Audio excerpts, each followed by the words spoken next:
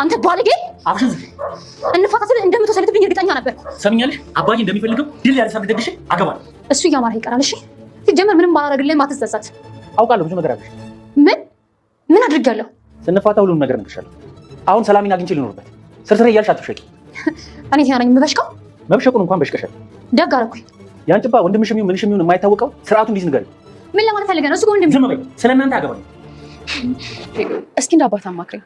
ምን እንዳማክርሽ ልጄ? አንዳንዴ ሰዎች ልክ የሆነውና ያልሆነውን ካልነገሩ መለየት ይከብደናል። ምን ልንገርሽ ልጄ? ዳኒ እናንተን ሲያስተዋውቀኝ ሁሉም ነገር ጥሩ ሆነ ብዬ አስቤ ነበር።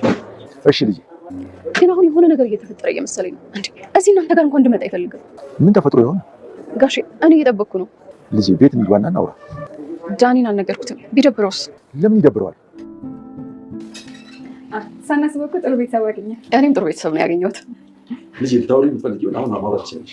እኔ ልግባ። ኧረ ቁጭ ቤት ውጤት የአባት ምክር ልቀበል ነው። ካሌብ። አቤት። ሁለታችንንም ልታናግረን የምፈልገውን አሁን ማውራት ትችላለህ።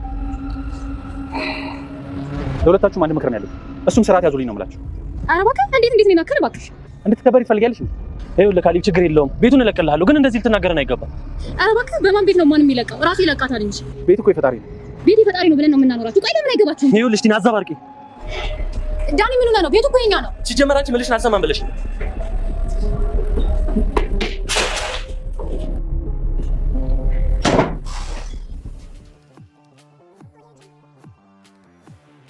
ካሌብ እና ዳኒ ተጣሉ። ኤደንና ቲናም ተገናኙ። ቲና ከቤት ውጡ እያለች ነው። ቤቱን በላያቸው ላይ ማስማማት ጀምራለች። ልሸጥ የጅብ ችኩል ቀንድ ይነክሳል አሉ። ሰላም ሰላም! ውድና የተወደዳችሁ ውድ ቤተሰቦች እንደምን አላችሁ? በያላችሁበት የዓለም ዳርቻ ሰላማችሁ ብዝት ይበልን እያልን ዛሬም በአዲስና በትኩስ መጥተናል። እናንተም በቅንነት ላይክ፣ ሼር፣ ሰብስክራይብ እያረጋችሁ ቤተሰብ ታደርጉን ዘንድ በትህትና እንጠይቃለን። ቤተሰብ ላረጋችሁን ሁሉ ከልብ እናመሰግናለን። ግፈኛዋ ሚስት ተከታታይ ድራማው ባለፈው ክፍል እንዴት ተመለከት ነው እንግዲህ ቲና ከሄደችበት ከመዝናኛው ከሽርሽሯ ዘና ፈታ ስትል ከርማ ወደ ቤቷ ተመልሳ ነበር። ከመመለሷም ግን ጥሩ ዜና ይዛ አልመጣችም። በመጣችበት ዕለት ነበር እንግዲህ ካሌብን ፍች የጠየቀችው። ካሌብም በደስታ እኔም ስጠብቀው የነበረ ነገር ስለሆነ ብሎ በደስታ ተቀብሏታል። ዳኒ ግን አጣብቂኝ ውስጥ ገብቷል። ቲናን ትቶ እንዳይሄድ ገንዘቡ ይቀርበታል፣ ከቲናም እንዳይሆን ጨንቆታል።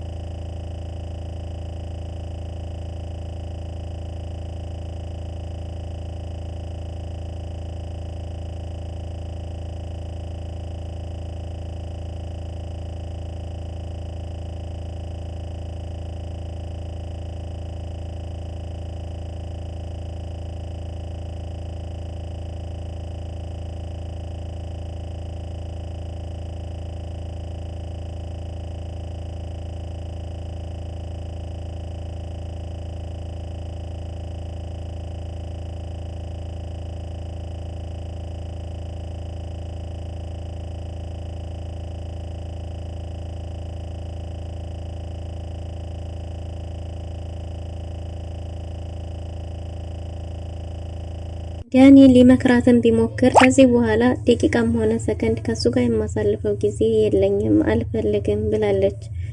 ዳኒም የምትወጪ ከሆነ ከዛ ቤት የምትወጪ ከሆነ ግን እነሱን አስወጣለሁ ሳይሆን መጀመሪያ የራስሽን ሻንጣ ማስተካከል ይኖርብሻል ብሏት ነበር። እሷ ግን ካልፈለክ አሁኑኑ አሳይሃለሁ እያለች ፉከራዋን ታይዘዋለች። ቤት ውስጥ የካሌብ አባት ቁጭ ባለበት ቤቱን በቪዲዮ ለደላላ እያስማማች ትገኛለች። እንዴ ልጅ ምን ልታረጊ ነው? ምን ተፈጥሮ ነው ቢላትም ልሸጠው እንደሆነና በጣም ብዙ ሚሊዮኖችን እንዲያወጣላትም ተናግራለች። የካሌብ አባትም ልጅ ጥሩ አላደረግሽም፣ ይህን ቤት እኮ በጣም ወደዋለሁ፣ በላያችን ላይ ልሸጪው ነው እንዴ ቢላትም እንደፈለገች የማረግ መብት እንዳላት ስትናገርም ተሰምታለች።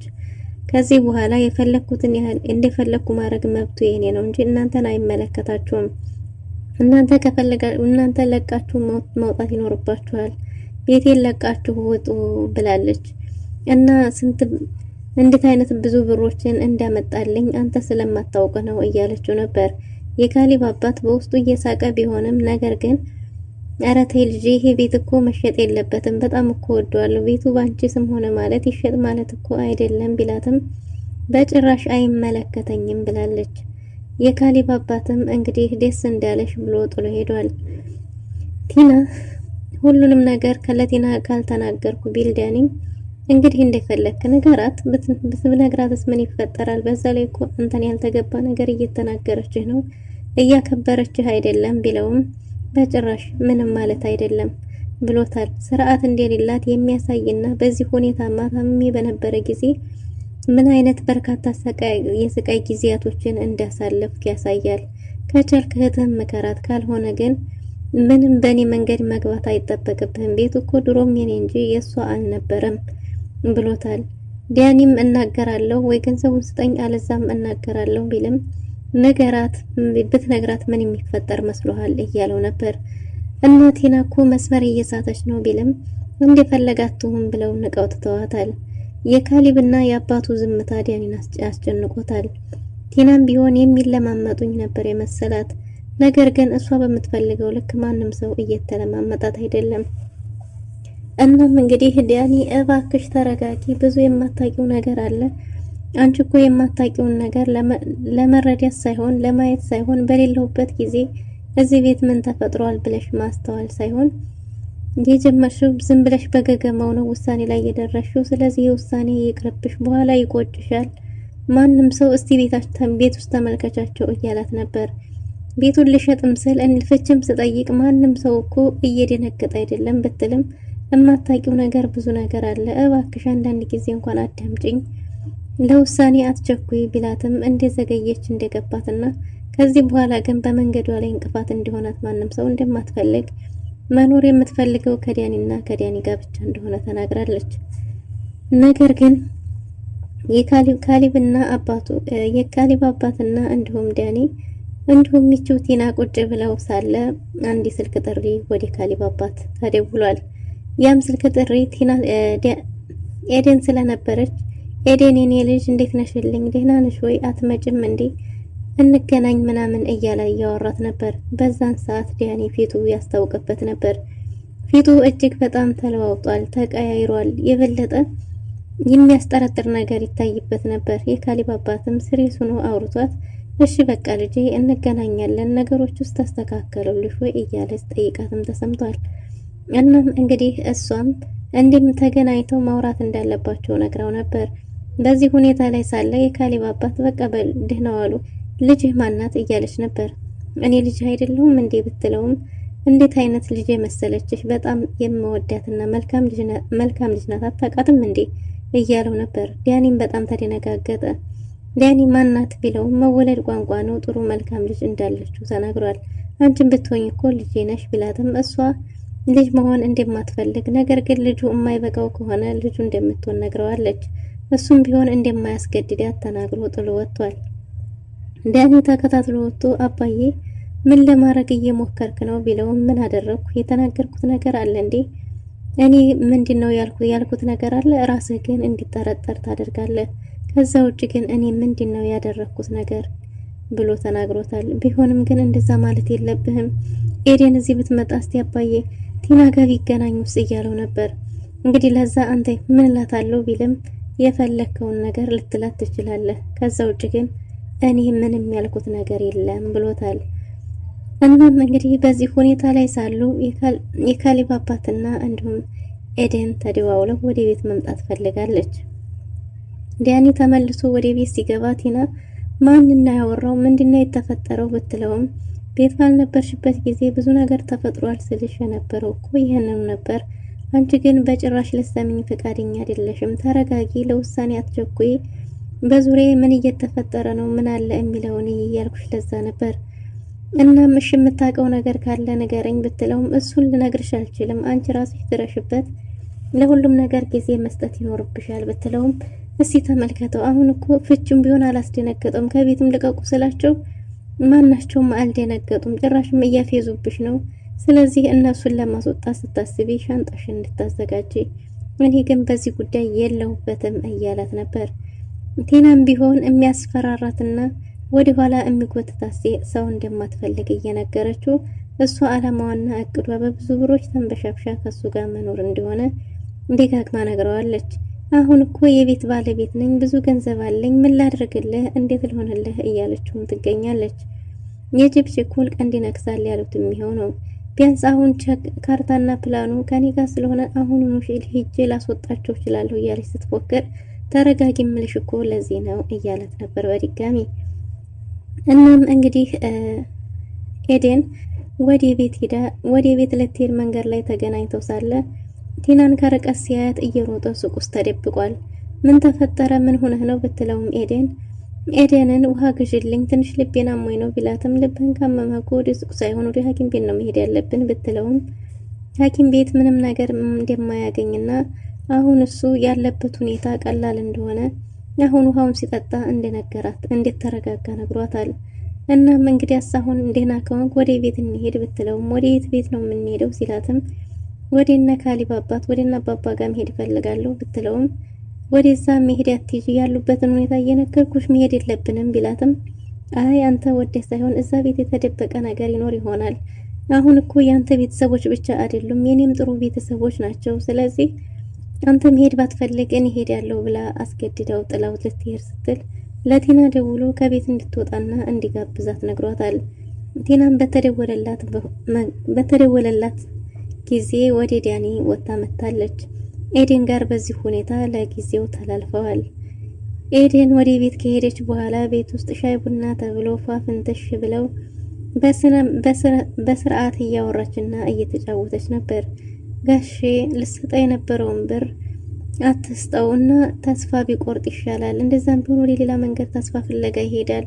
እኔ አሁን በተስፋ አድርጌ በሌለ ተስፋ መጠበቅ ደክሞኛል። እኔ እንደዚህ አይነት ሴት አይደለሁም። ብዙ አላማ፣ ብዙ እቅድ ያለኝ የብዙ መኖር እፈልጋለሁ። ስለዚህ በዚህ ሁኔታ እሱን መጠበቅ ደክሞኛል ብለዋለች።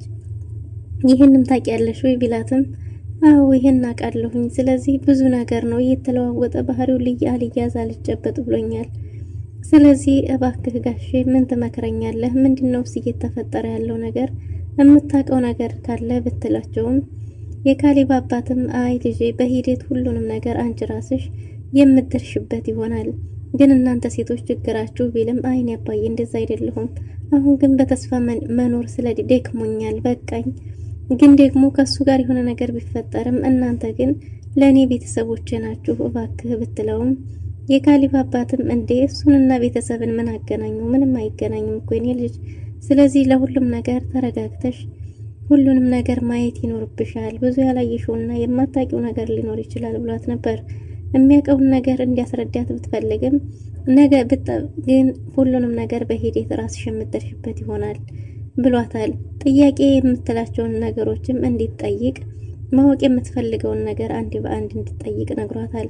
ግን እኮ እኔ ሁሌም እጠይቃለሁ፣ ነገር ግን ምላሽ የሚሰጠኝ ቃል አጥጋቢ አይደለም ብላ በዲያኒ መማረሯንና መሰልቸቷንም ተናግራለች።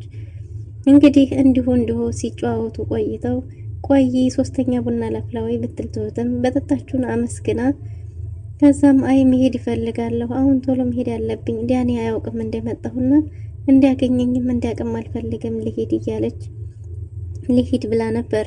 እናም እንግዲህ በዚህ ሁኔታ ሳሉ ካሊብ ኤደንን ሊሸኛት መንገድ ላይ ወጥተዋል። ካሊብና ኤደን መንገድ ላይ ሲሄዱ የመንተፍረቱን ዲያኒ ካሊብንና ኤደንን አንድ ላይ ሲያያቸው ለቲና አሳይቷታል። ቲና በፍቹ ተስማምታ የነበረችው ሴትዮ ከሴት ጋር ስታየው ግን ደሟ ፈልቷል። እጅግ በጣም ተናዳለች፣ በሽቃለች። እና እንደዚህ ነበር ነገሩ ብላ ካለ ካሊብ አባት ሁሉንም ነገር ልጅ በላይ ላይ ቸት እያረገብኝ ነው ብትለውም ፍች እኮ ጠይቀሽዋል ብሏት ነበር። ግን እኮ አልተፋታንም ብትለውም አንቺስ ቸት እያረግሽበት እንዳልሆነ ማን ያውቃል? ስለዚህ እሱም እኮ አላገባም ገና ከሴት ጋር ታየ ተብሎ ይህን እንዲህ ማለቱ አግባብ ነው ብሎ መልሶላታል። ቲና የበለጠ ተናዳለች። እንግዲህ በዚህ ሁኔታ ላይ ሳሉ ካሊብም ኤደንን ወደ ቤቷ ሸኝቷት ተመልሷል። የካሊብ አባትና ካሊብ አሁን ላይ ባለው ነገር ደስተኛ ይመስላሉ። ቲና እነሱን አስወጣለሁ ብላ ለራሷ መውጫ ጊዜዋን እያጣደፈችው ትገኛለች። ኤደን ተመልሳ ወደዛ ቤት ሳትነግረው ሄድኩም ምንድንም ሳትለው ወደዛ ቤት ተመልሳ ሄዳለች። እንግዲህ እዛ ቤት ከሄደች በኋላ እየተጫወቱ ሳለ እንደተለመደው ዲያኒና ቲናም አሁኑኑ አስወጣችኋለሁ አሳይሃለሁ እያለች እየፎከረች ስትሄድ መንገድ ላይ ተገናኝተዋል።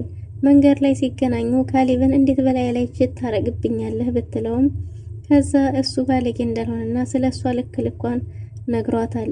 የተናገራት ነገር እንደሚያቅና ነገሩን ወንድሟ እንዳልሆነ እንደሚያቅ ቢነግራትም በጭራሽ ግን አልተረዳችም። ምክንያቱም የራሷን ስሜት ብቻ ስለሆነ የምታዳምጠው።